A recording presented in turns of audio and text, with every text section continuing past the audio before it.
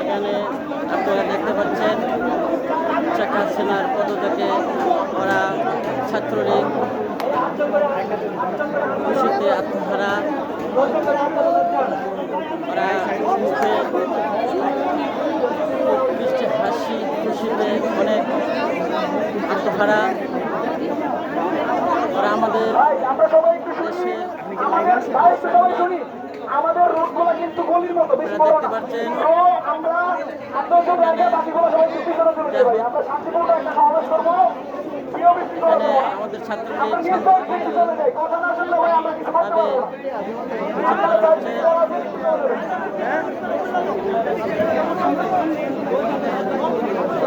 8জন 9জন করে থাকে বাকি পিছনে চলে যাবো। সিনিয়রদের একটু জায়গা দেন।